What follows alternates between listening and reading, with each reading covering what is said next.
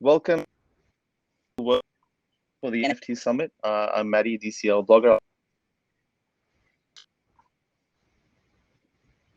That I think all of us love to talk about in our life for the last few years, I believe. Very excited to talk about the topic. Love to start with each of you guys an introduction into what you guys are doing, what brought you to this space, and your obsession with worlds, and all that sort of stuff. David, love for you to start. Hi, thanks so much, Matty. David Lucatch. I'm the CEO of Liquid Avatar. We're a public company in Canada. Our focus at Liquid Avatar is empowering users to manage, control, and benefit from their digital identity. And by our name alone, you can tell that we use avatars in our application. And recently, we also launched Oasis Digital Studios, which is an agency that supports the creation of a wide range of digital collectibles and NFTs. But I think you'll glean from the word Oasis that we really do have sort of a penchant for the Metaverse, because it's an homage to the Oasis at Ready Player One.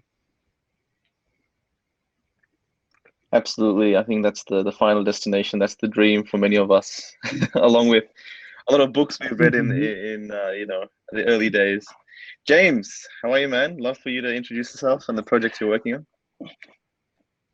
Hi, I'm the district lead / CEO of Vegas City, and we're a business based in the UK that represents the Vegas City district of Decentraland. So I'm an old timer in the Decentraland sort of eco, and sort of involved early on in the district formation. And as a technologist as well, I've always had one hand in the sort of development side, as well as the sort of a leadership side for working out how to, build out districts and spaces in the metaverse.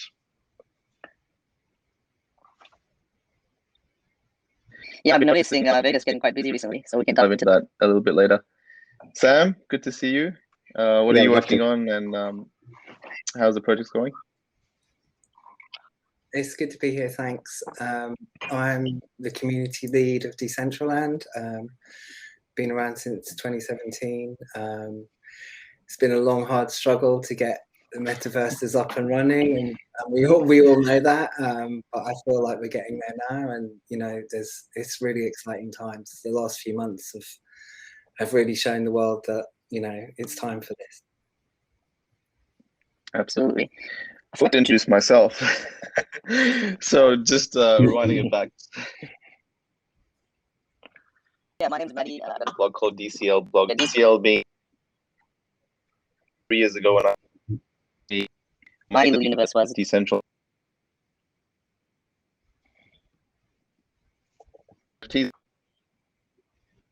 I got involved.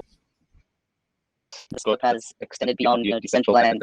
The Metaverse concept is art, there's gaming, there's all going online, and I've been kind of exploring the space. Still, and everyone around me, so it's good to be here and watch the space grow. But definitely want to dive into, first of all, I think in all of our minds to focus on a virtual world or the Metaverse concept. I'd like to kind of explore that topic a little bit.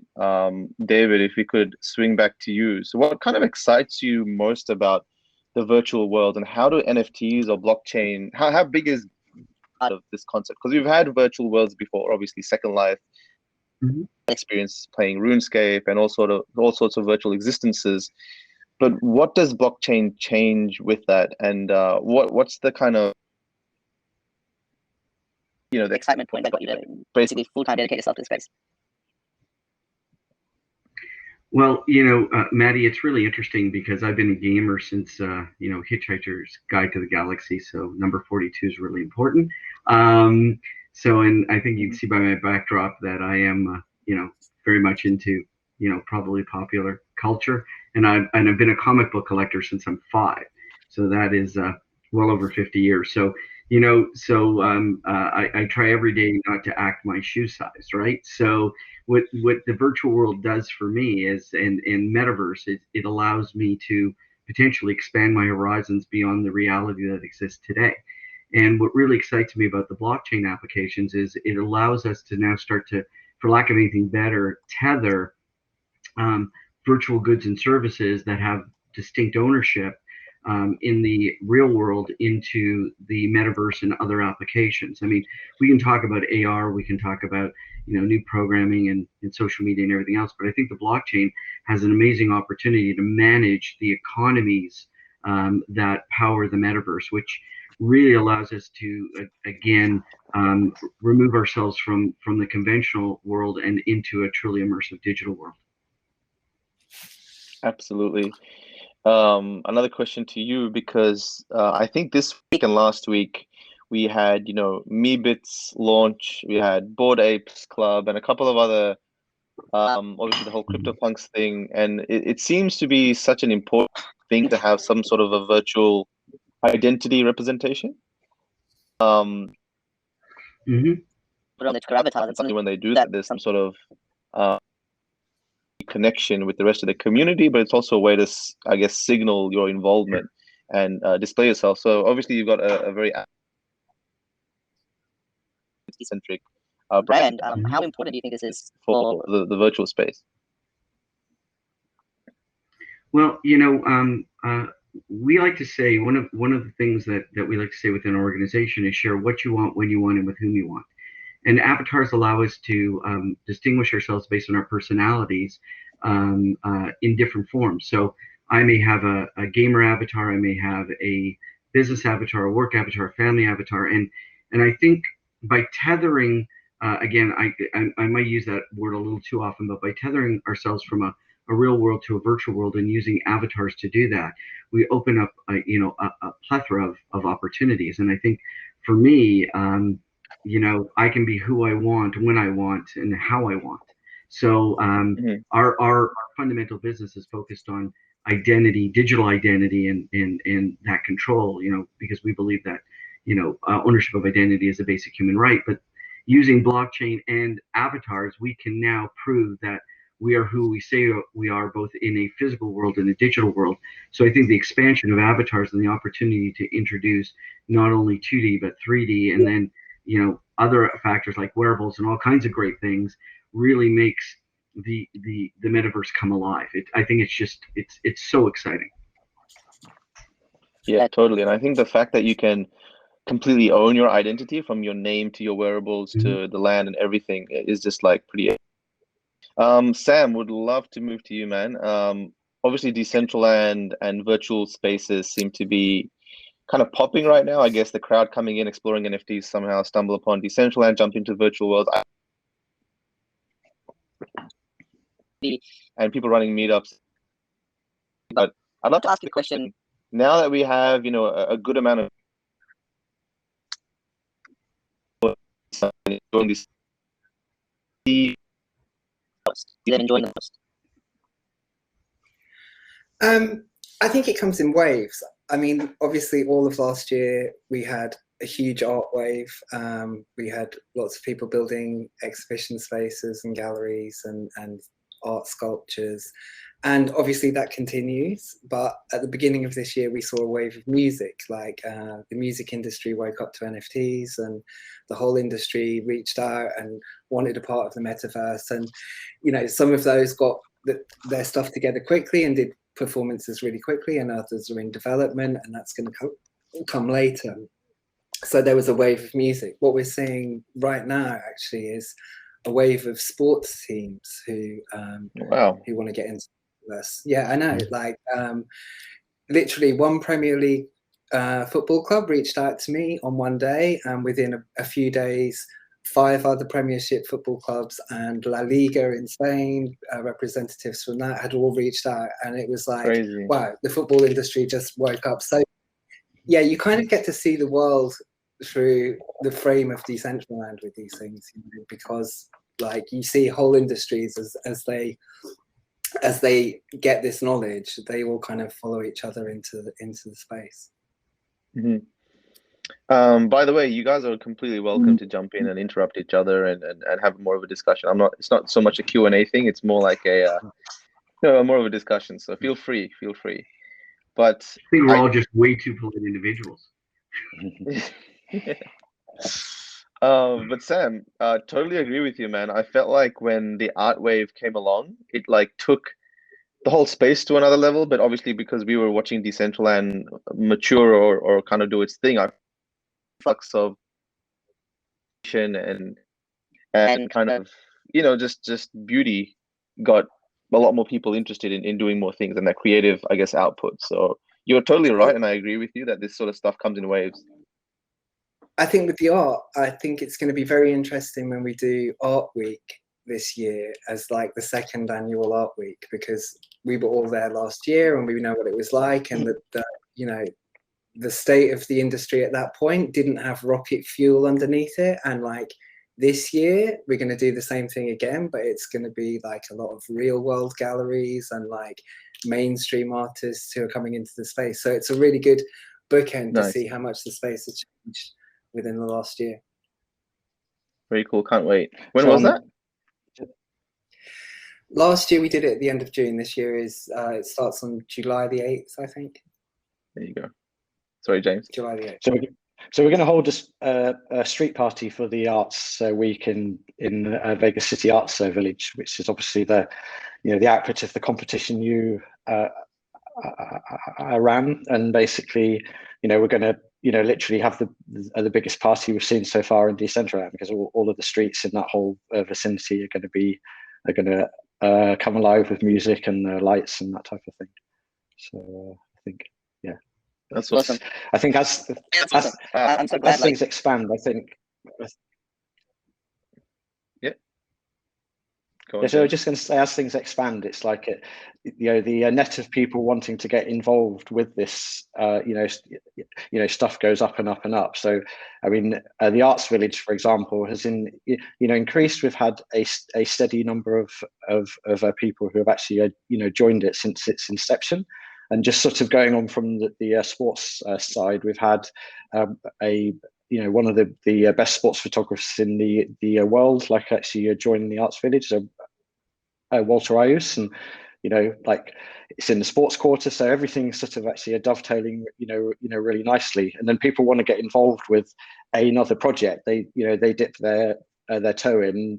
And what was an art exhibition of Walter Ayers' sports photography will actually blend into the decor for like a really unique sports bar, for example, and then that sports bar sets the scene for something else. So I think we're just seeing like a ramp up in sort of a cascade of one project to another, and also people's imaginations. They're starting to see what's possible with the platform.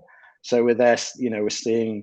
One of my favorite projects of all, which has been quietly sort of launched in Vegas City, is Lobsteropolis, which is actually in production. People can go and see it, but we've kind of, we're going to actually have like a big event launch. But you've got to go and seek out Lobsteropolis to find out what it is. Did you say Lobsteropolis, like a lobster, or mobster? If you could, lobster. So if you can imagine, like a great British artist called Philip Colbert has produced and sort of architected this whole area, and it's kind of like it's a theme. I suppose it's a theme park within Vegas City is the best way of describing it. So I think there's more and more things to catch people out of a surprise now than it's all growing too fast for people to keep track of everything that's going on. And I think that's a really good sign. Definitely, I think there's just so much happening in the space. I used to be able to keep on top of everything in the NFT space. Now I just am lost every day, and I think you guys are the same, right? New projects, new launches, new updates. This is what mainstream kind of looks like. Yeah, and we find out every day what we don't know, right?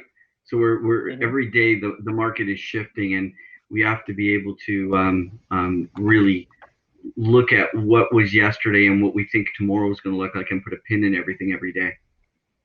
Yeah, definitely. Crypto moves so fast, right? Yeah, and I think one of the really important things for Decentraland and the other metaverses is the gasless production of NFTs, wearables. These types of things, because now we can, you're always going to have the creation costs and some administration costs and things like that. But the fact that we could now much more easily, mint wearables, and then they give them away in events, or in the case of Vegas City, a lot of our clients would like us to produce wearables for them. So as the blockchain solutions maturing, it is actually bringing to the limelight a lot of the expectations that people have had. And I think wearables is potentially, it was a huge thing, probably 18 months ago when they first actually came out for 6 months or so, and now it seems like we're on the cusp of like the wave of wearables part 2, whereby the community is a bit more in control, is going to have the tools to make them. So I think that's one of the things that I'm really excited about over the next sort of 2 to 3 months, to see how that all sort of kicks off and pans out. Well, you buy a pair of sneakers that never wear out. So I mean, it's pretty cool. Hand-me-downs now become really, first generation. They're no longer, worn. You're not getting sneakers that are worn in. You're now getting sneakers that are always brand new. Mm-hmm. It's also amazing that the amount of interest from real life fashion companies now in digital wearables. Like, I expect in the next 6 months we'll see all the big fashion houses release NFT versions of some of their collections. From the and I think I've had only. And also in like events, like people have been crying out for merchandise in all the events we've been putting on in Festivalland, and it's been difficult. But I think that is something that I personally can see a bit of a convergence between wearables and other NFTs and entry to events. I think that selling someone a low priced NFT, but having that kind of double up as a ticket for something, or I think that's going to be a real like a win-win situation. It's like the next level of the popes, so to speak. Whereas if at the moment we've only introduced popes relatively recently, and popes, for anyone who doesn't know, being like a proof of attendance of a particular event. And I think we're going to be able to see things like, if you've collected the last 5 popes from Festivalland events, then we're going to give you a piece of merchandise, for example. So I think there'll be a lot of crossover where people who have collected NFTs from the past are going to be benefiting, and that's also going to serve to incentivize people to make sure they don't miss out on the events and the things that we distribute at them in the future. Well, I think we're also going to see basically progression from the conventional world into the metaverse using the same theories, right? So I go out and buy a ticket to an event, a live experiential event in the real world, and that might give me, or I buy merchandise at a concert, and that might give me that same type of wearable in the metaverse because of the connection, because there might be a follow-up or a simulcast or something else. So we're seeing that duality in the opportunity as well, where I can have multiple experiences based on the same piece of merchandise or the same opportunity. So it sort of brings in gift with purchases. So exactly what James is talking about, but transcending sort of the real world into the virtual metaverse. I saw yesterday. Yeah, totally. I think we saw some really early experiments with that sort of stuff. I remember the Meta Factory selling merchandise, and with the merchandise you can get like an NFT, and that NFT should be, I guess, the digital version of that piece that you can take across to Decentraland and CryptoVoxels and all that sort of stuff. And I totally agree with you, David. I feel like there's going to be a lot more digi-physical experiments where so we've recently released a project called the Meta Key, where it's like an NFT where you can kind of use it across the virtual world and ideally open doors and all sorts of things in different games. But some of our community members were like, well, this would be cool if you were to get in Decentraland or any virtual world for a pizza shop, and you get a real pizza delivered to your house. So you get a 10% discount because you got that key or that NFT, and then you get a real pizza delivered to your house. I guess like these sorts of experiments that connect the digital and the physical are going to be quite crucial. Yeah, I think there's a transcending experience as well. Sorry, James, where you could actually add augmented reality. You go from conventional to augmented reality to metaverse. So there's a lot of you can actually increase steps in between. Yeah, sorry. Yeah. Did you see that thing where HP was turning his bedroom light on and off from a switch? Go on, James. Yeah, I saw that, Sam. Decentraland. That was Where is awesome. Sam? I can't see Sam. I'm here. You can't see me? Sam's not there. Yeah. I just You're not hearing me either. Matty, I think your internet might be a bit bad because there's been a bit of lag. Yeah, like HP turned his bedroom light on and off from a switch inside Decentraland, and like it was funny and gimmicky, but it just goes to show that, you know, eventually these sort of things are gonna definitely cross over for sure. I was going to mention as well, as one of the proponents of this kind of like an NFT backing a, you know, virtual product and a real world one, is that a boson protocol of, you know, that's kind of like, you know, right up their street, you know, connecting some, you know, NFTs with some real world, you know, brands to have, you know, the in world and the real world version. So I just thought I'd mention that. Yeah, awesome. Into Decentraland. Sorry guys, I can't see Sam or I can't hear Sam, so I don't even know if I'm talking over him. Just interrupt me. I think everything's good, and except that there's obviously a routing between you and Sam, but I think for me and David, all is good with both of you. And I can see Sam and I can hear Matty. So all good. Yeah. And I can. Yeah, that's so weird. I just see a black Matty screen and it says the stream is unable to connect just to Sam. But I'm only putting that up because I just don't want to talk over him. All right, so let's kind of explore, I guess, you know, like, I feel like NFTs as access are going to be a big thing. We've seen a hint of that here and there, obviously with the Justin Blau house, where if you have his art piece and it opens a special door, and James, you touched upon it.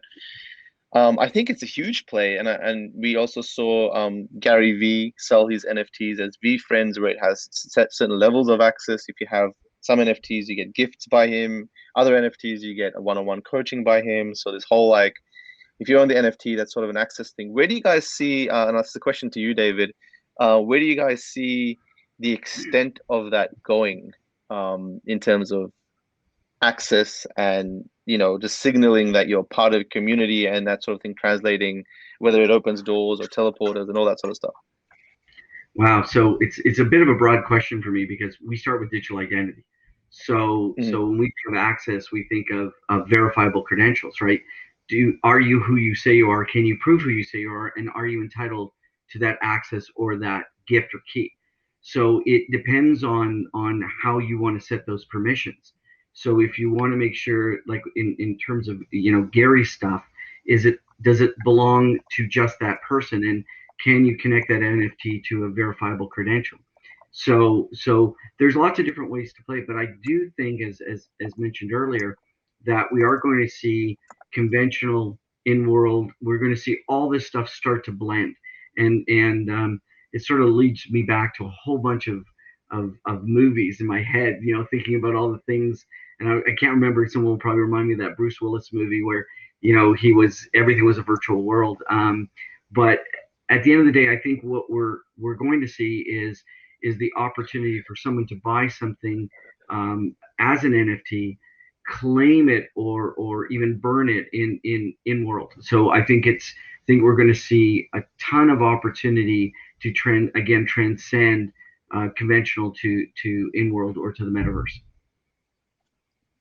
Yeah, I think previously we never had the chance to in the real world. It's not like, well, if you're all wearing red jumpers, then you're all allowed in this club, right? That sort of a thing doesn't exist. But I guess in the virtual world you can. And David, on your point, as in identity, I guess in the virtual world that can mean a lot of things, because you can identify yourself by wearing a certain wearable. You can identify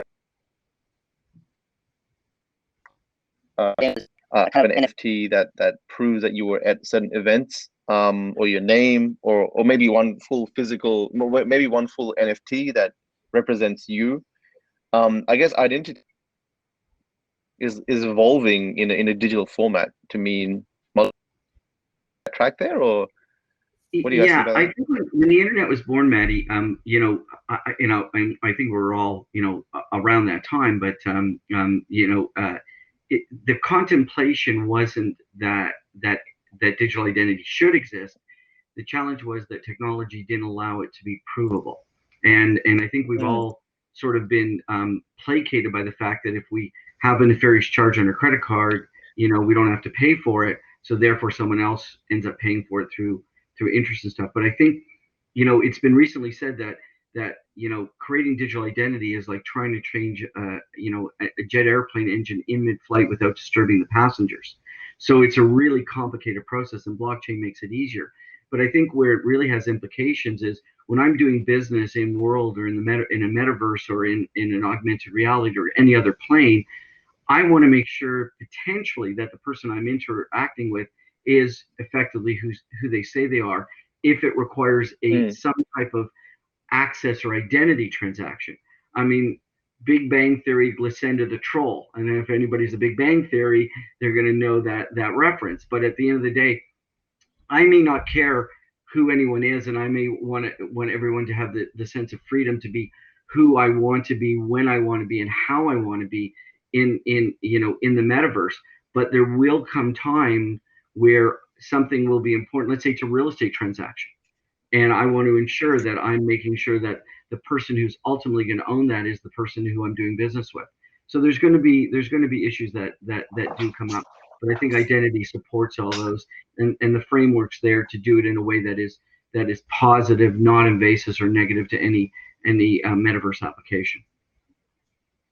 Yes, so one of the sort of areas I'm involved with is Decentraland University, and that's an area where identity is very different because, for example, if you're going to start providing an education and then people are going to start saying, I did this course over there and these guys awarded me a certificate, then it'd be lovely to think that certificate could be on chain, but equally that presents challenges because it wouldn't be appropriate to say transfer that certificate unless the student's identity was baked into it. And then if it's baked into it, then there's no, it can't be faked. So that's a good thing.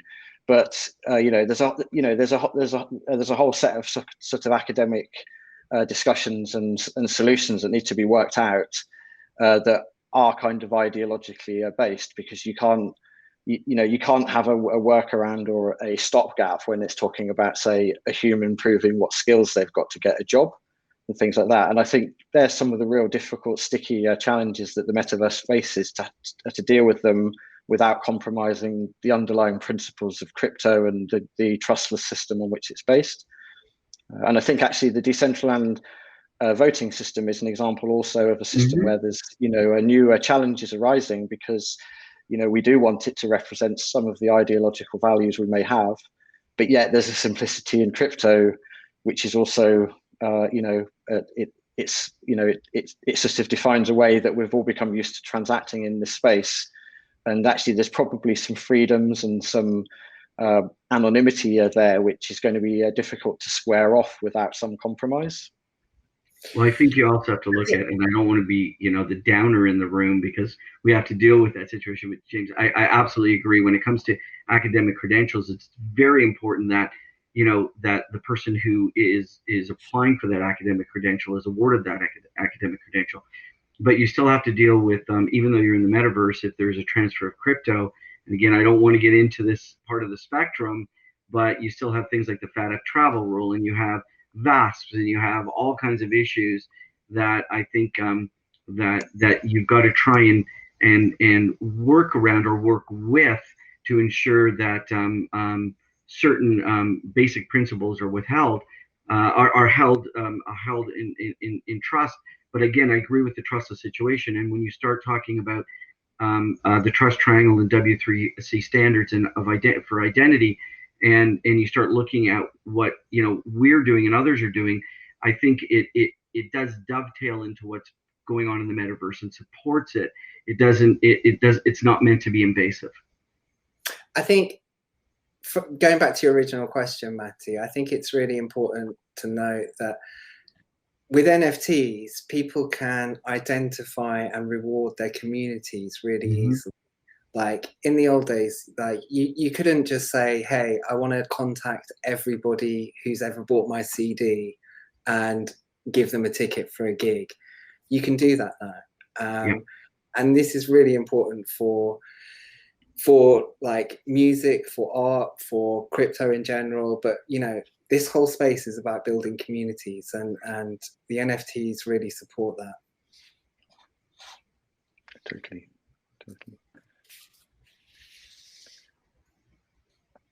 So Matty, Matty's just disappeared. I guess we're on our own now. So, I guess one of the questions that I know that we had, and maybe I'll just ask that because Matty's coming back. I was gonna say, Matty, are you there? Can you hear us? Yeah. Can you hear me? Yeah, Yes, I was just gonna help and ask the question of, what excites everyone over the next, few years of where they think the metaverse is going. That was my last question.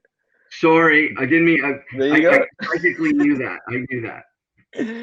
That totally was I'd gonna like to see end with that. I would love to see the metaverse add that extra dimension to the 2D social networks we've seen. I think that Facebook's had its day. I think that kind of format's had its day. It doesn't represent a very rich social platform, and I think what we're seeing with Decentraland and the other is a social platform where people's they are having a new level of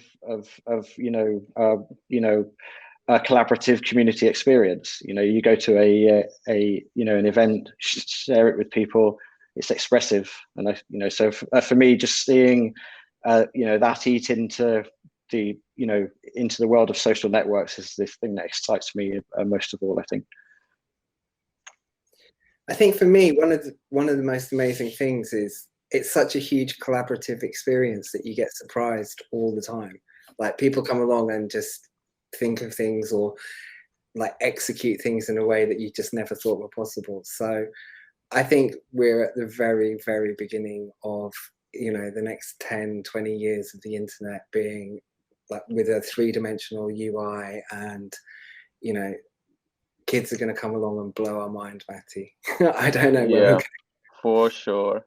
Mm-hmm. I think those that I love the power of the people, right? I think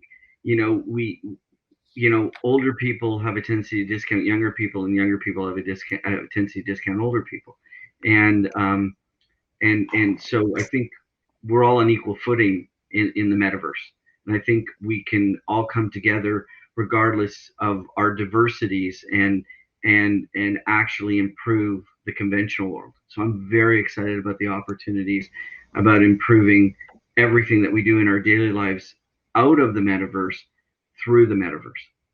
Yeah, I agree with that 100%. We can experiment in the metaverse with things that if they work, they can be transferred to the real world.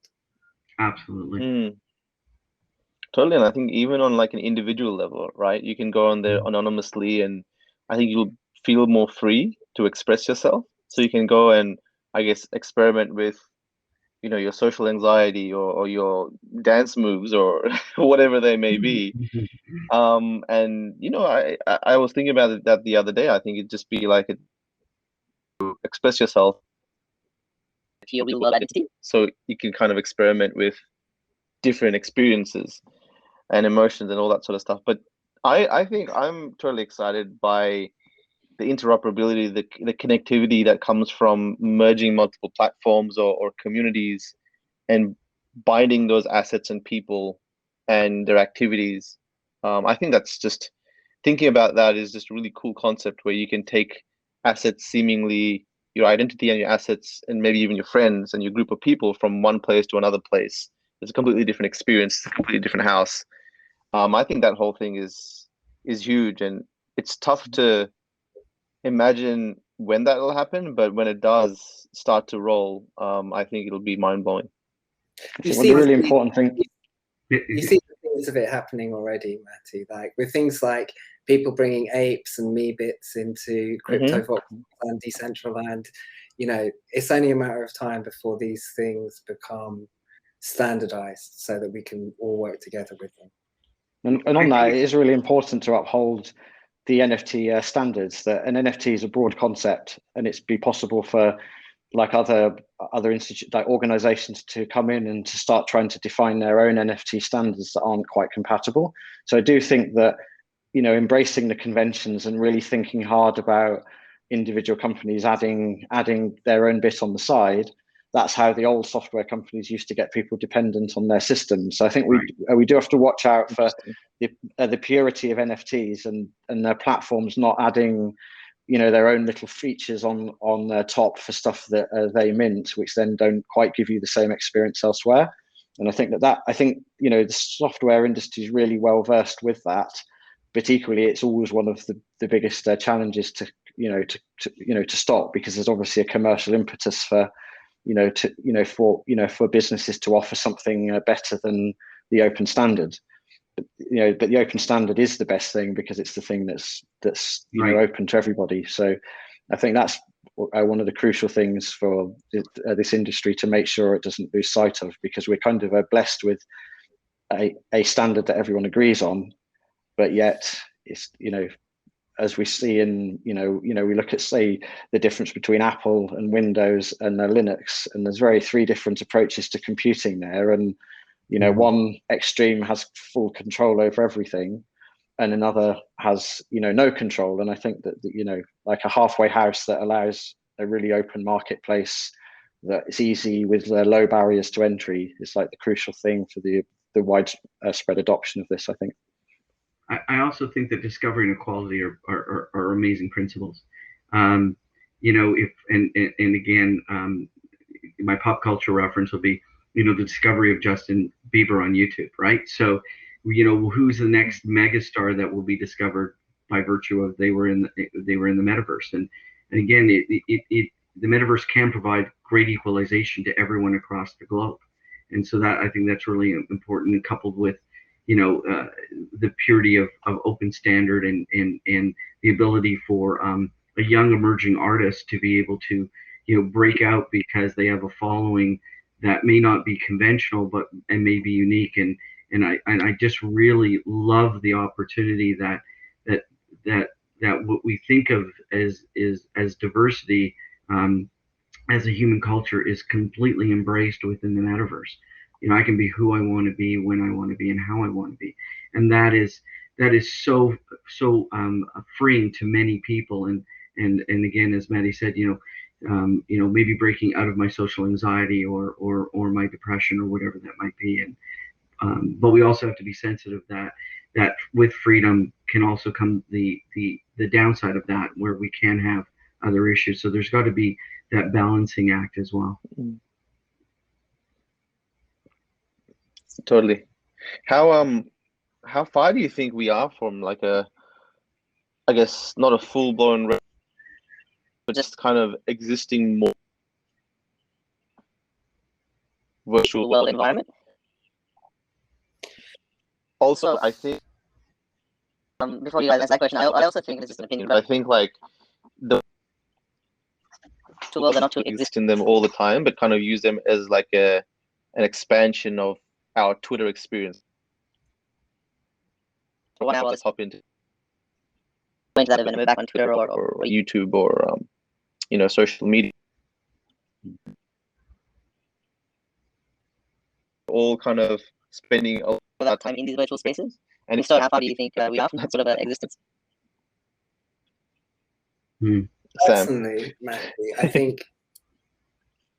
think we already spend most of our lives in a virtual world, but it's a really bad UI. We look at our phones, we stare at screens with two-dimensional websites, and this is the direction. Web3 is the direction of the internet. So people will make the transition, in my opinion. Websites will all become three-dimensional, or the metaverses will become everybody's place to build what we think of now as a website.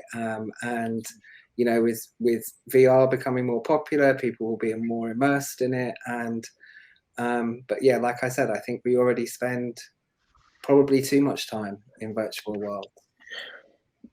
Yeah. I think what the internet's done successfully is got us all plugged in 24/7. Yeah. So it's kind of proven that we can be plugged in, staring at a black phone, which when it's off, literally just looks so plain, but you can be plugged into that all day, literally. Yeah, and this is simply improving the UI, really.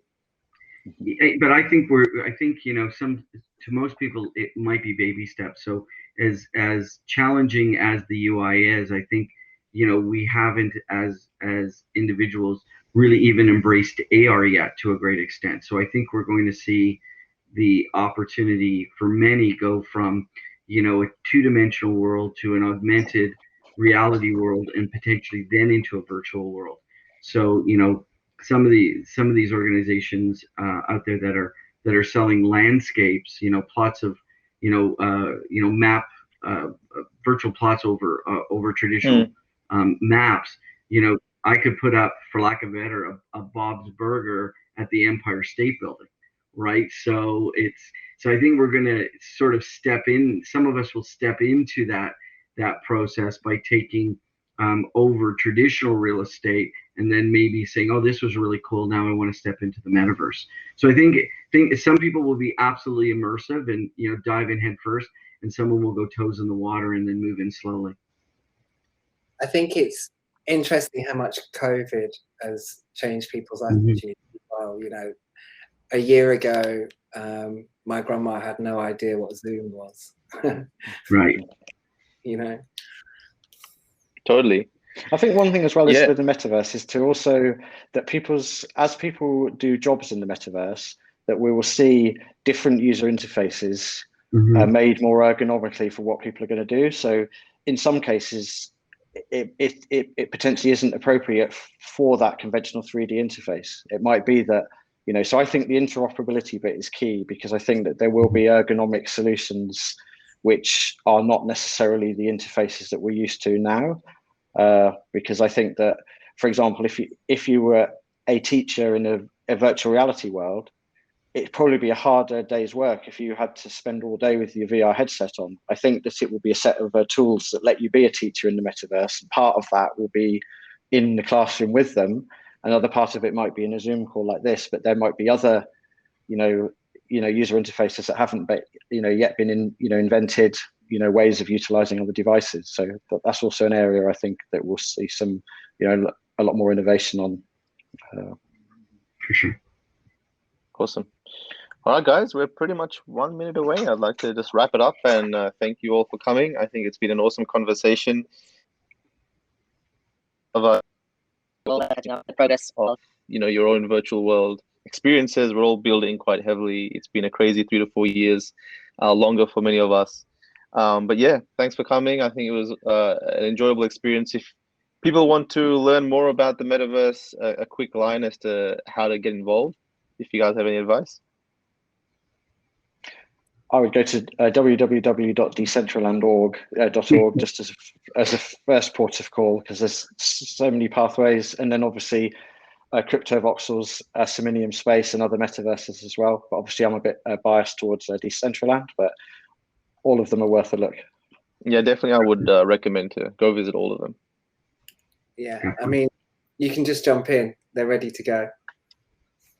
Yeah. Awesome, guys. Take care.